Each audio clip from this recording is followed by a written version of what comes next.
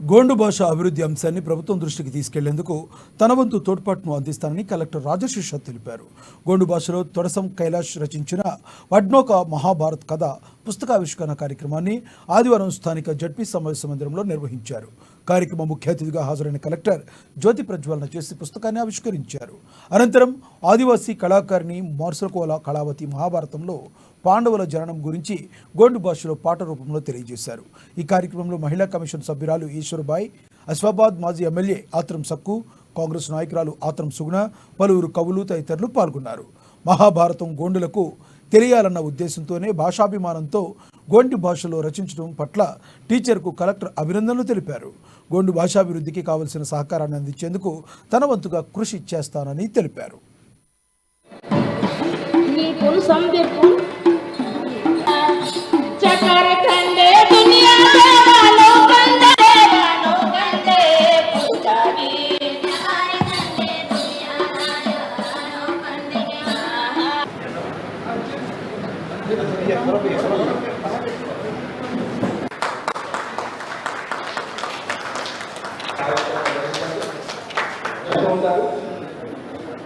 అనారోగ్యం ఉన్నటువంటి నా భార్య దీనికి కారణం అని చెప్పేసి ఆమె ప్రోత్సాహంతో రాసిందని చెప్పేసి చెప్తుంటారు. ఈరోజు గోండి భాషలో మహాభారత్ బుక్కి ఒక మంచిగా రచన చేసి మాకు పిలిపించినందుకు ముఖ్యంగా తొడసం కైలాష్ గారికి ధన్యవాదాలు, శుభాకాంక్షలు తెలియజేస్తున్నాను. చాలా మంచి కార్యక్రమం. ఈ కార్యక్రమంలో నేను తప్పకుండా పాల్గొవాలి. ముఖ్యంగా తొడసం కైలాష్ గారు కూడా 2-3 సార్లు మాకు వచ్చి చాలా కష్టపడి ఈ మన బుక్కి రచన చేయడం జరిగింది. నేను కూడా ఆదివారం ఉన్నా తప్పకుండా రావాలి. అందుకే ఈరోజు ఈ భాష పైన అభిమానం ఉంది, అభిమానం ఖచ్చితంగా ఉంటుంది, అభిమానం కొనసాగుతుంది. అందరూ కూడా హామీ ఇస్తున్నాము, తెలియజేస్తున్నాము.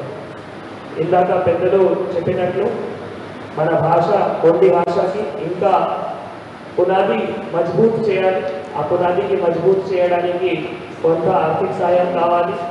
తర్వాత ఇంకా ఐటీడీఎస్ స్కూల్స్లో, ట్రైబల్ వెల్ఫేర్ ప్రైమరీ స్కూల్స్లో కానీ, ఆశ్రమ్ స్కూల్స్లో కానీ టీచర్స్ కూడా గోండి భాషలో ఉండాలి అని చెప్పడం జరిగింది. పాలసీ డిసిజన్ ఉంది. ఆ పాలసీ డిసిజన్ కూడా నేను పిఓ గారు ఒక్కసారి డిస్కస్ చేసుకొని ప్రభుత్వం దృష్టి కూడా తీసుకొని వెళ్ళి ఏ విధంగా మీ అందరికీ సహాయం చేయగలిగితే తప్పకుండా సహాయం చేస్తాము, మీ అందరికీ తెలియజేస్తున్నాము.